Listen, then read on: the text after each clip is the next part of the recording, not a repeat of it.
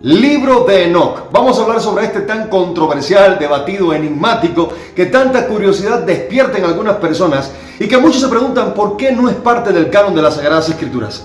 Mire, ¿cuál es su contenido realmente?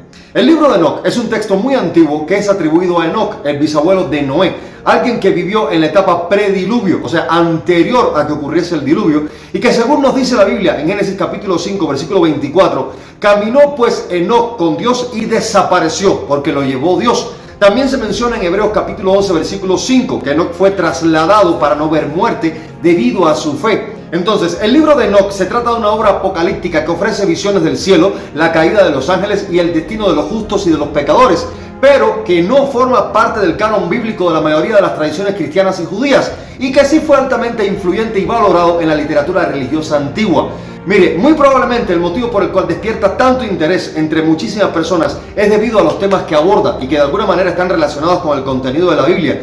Sin embargo, déjenme decirle que es necesario recordar que el canon bíblico es cristocéntrico, es decir, toda la escritura apunta hacia Jesucristo y su obra redentora, y el libro de Enoc particularmente en realidad no tiene este enfoque central en Cristo y en su sacrificio, lo cual contribuyó en gran manera a que no fuera incluido en el canon de la Biblia cristiana, aunque algunas comunidades, como por ejemplo la iglesia etíope, sí lo consideran sagrado. Sin embargo, el libro de Enoc es considerado incluso como un escrito apócrifo, en otras palabras, alejado, apartado, de significado oculto, de autoría o veracidad incierta o falsa o algo dudoso. Por lo tanto, no es tenido como palabra inspirada por Dios, y siendo así, pues no es aceptado en la mayoría de las tradiciones cristianas y judías, aunque su contenido es muy llamativo realmente, y diríamos que hasta fascinante, porque trata sobre ángeles caídos, visiones celestiales y juicios divinos. Son temas que resuenan con aspectos de la Biblia, especialmente en Génesis capítulo 6 y en algunos pasajes del Nuevo Testamento, como es el caso de Judas capítulo 1, versículos 14 y 15.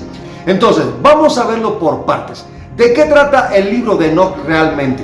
Mire, esta es una obra que se divide en varias secciones fundamentales, de las cuales las más importantes son las siguientes. En primer lugar, el libro de los vigilantes, de los capítulos 1 al 36. En esta sección se relata la historia de los ángeles caídos, llamados los vigilantes, que descendieron a la tierra, tuvieron hijos con mujeres humanas, que bíblicamente son conocidos como los nefilim, y que sencillamente enseñaron algunos conocimientos prohibidos a los seres humanos. Y aquí se describe el castigo de estos ángeles y la visión de Enoc sobre el destino de los justos y de los impíos.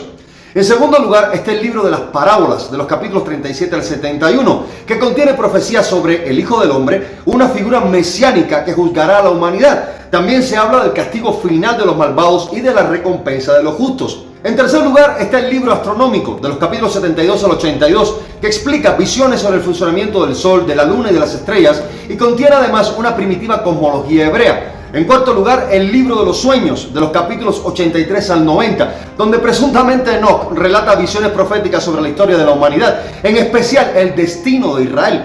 Y en quinto lugar, pues la epístola de Enoc, de los capítulos 91 al 108, que contiene enseñanzas morales y profecías sobre la destrucción de los pecadores. Ahora, ¿por qué el libro de Enoc no fue incluido en la mayoría de los cánones bíblicos? Pues déjeme decirle que por varias razones teológicas, históricas y doctrinales.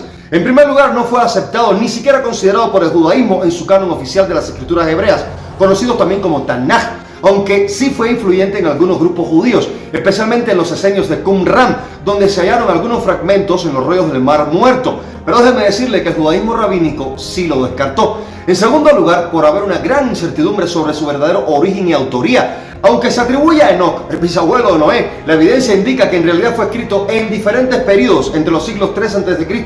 y primero después de Cristo, lo que lo hace posterior a la época de Moisés y de los profetas hebreos, y que además su contenido da señales de la influencia de varios autores. En tercer lugar, su autenticidad es dudosa y se considera un escrito apócrifo y pseudepigráfico, o sea que fue atribuido falsamente a Enoc, un personaje conocido del libro del Génesis.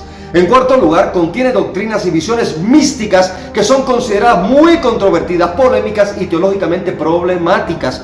Este es un libro que presenta un enfoque apocalíptico y angelológico que no se ajustaba a la enseñanza oficial de la iglesia y tampoco del judaísmo. Las historias que relata sobre ángeles caídos, o sea, sobre los vigilantes y su relación con los seres humanos, no encaja bien con la teología judía ni cristiana. Además, su descripción del Mesías y del juicio final tiene diferencias con las enseñanzas bíblicas. Por lo tanto, esto no fue aceptado como parte del canon bíblico de las Sagradas Escrituras. En quinto lugar, no fue considerado tampoco como inspirado por Dios en la mayoría de los judíos y los cristianos. Aunque algunos padres de la iglesia ciertamente lo citaron, finalmente no se incluyó en el canon de las Sagradas Escrituras debido a las muchísimas dudas sobre su autenticidad y de su teología. Y déjeme decirle que algunos padres de la iglesia sí lo citaron, como fue el caso de Tertuliano, pero otros, como fueron Orígenes y Jerónimo, lo rechazaron completamente. Y en sexto lugar, déjeme decirle que no hay registro de que Jesús y los apóstoles pues lo hayan citado directamente alguna vez, aunque Judas 1, 14 y 15 pues parece hacer referencia a Enoc, pero esto no es suficiente para que la iglesia primitiva lo incluyera en el canon, y algunos incluso consideraban que podía ser útil para entender algunas creencias judías, pero que no tenía autoridad divina. Ahora, ¿quién sí acepta el libro de Enoc?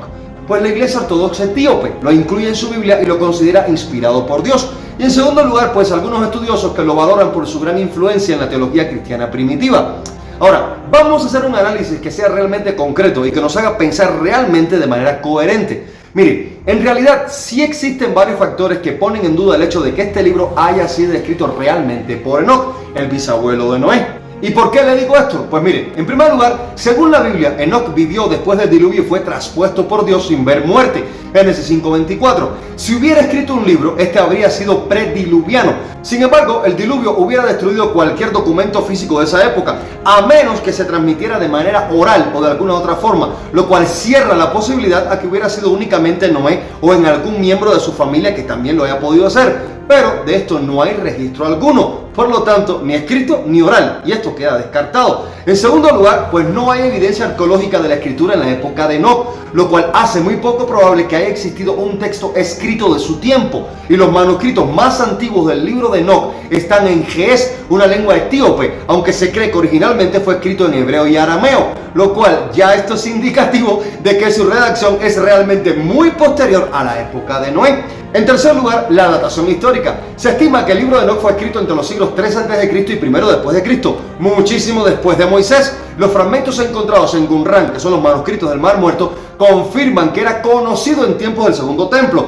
Pero es que déjeme decirle que esto sigue siendo miles de años después del tiempo de Enoc, en que supuestamente él escribiera este libro. Y en cuarto lugar está el género literario y la autenticidad. En la antigüedad era muy común escribir estos textos bajo el nombre de figuras importantes para darle cierta autoridad, y esto se llama pseudoepigrafía, y el libro de Enoc pues parece ser un ejemplo muy claro de esto, ya que no hay evidencia de que Enoc haya realmente sido el autor de este libro. Y en quinto lugar pues está la falta de aceptación canónica, un libro rechazado por la mayoría de las tradiciones judías y cristianas, excepto por la iglesia etíope ortodoxa, y la referencia que se hace en el libro de Judas capítulo 1, 14 y 15 a una profecía atribuida a Enoc. Pero es que esto tampoco es prueba suficiente de que el libro completo sea auténtico, ni que haya sido escrito realmente por Enoc.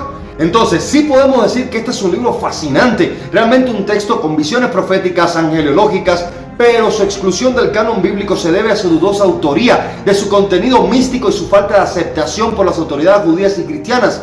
Sus elementos doctrinales, que son muy problemáticos, muy dudosos teológicamente, no cuentan con el respaldo suficiente de la iglesia primitiva. Por lo tanto, sí es un libro interesante, que tiene contenido que complementa ciertas narrativas bíblicas, pero déjenme decirles, mis amados, que no hay evidencia sólida de que realmente haya sido escrito o que su contenido provenga del patriarca Enoc, sino que es más bien un texto apócrifo de origen posterior, influenciado por tradiciones judías y quizás por otras culturas de la época. Y déjeme decirle que pienso particularmente que si usted tiene la oportunidad de leerlo, hágalo, porque déjeme decirle que es una obra fascinante que ofrece una visión única sobre el pensamiento y las creencias de ciertas corrientes del judaísmo antiguo, que sus relatos sobre ángeles caídos, visiones apocalípticas, juicios divinos, pues han influenciado en gran manera en diversas corrientes del pensamiento religioso. Y también pienso que su lectura sigue siendo valiosa desde una perspectiva histórica y teológica, pero no concebirlo jamás como parte del canon de las Sagradas Escrituras, porque déjeme decirle que hay toda una historia de estudio que apoya el hecho de que este libro no sea aceptado como canónico en la mayoría de las tradiciones cristianas y judías. Por lo tanto, permítanme decirle, mis amados, que sí es muy importante que lo abordemos con discernimiento, sin dejarnos llevar por el sensacionalismo o el misticismo que se ha envuelto en torno a este libro, y que lo apreciemos como un texto instructivo, que es interesante, pero sin considerarlo como una revelación inspirada por Dios. Paz, gracia y misericordia del Señor sea con todos, y que Dios le bendiga.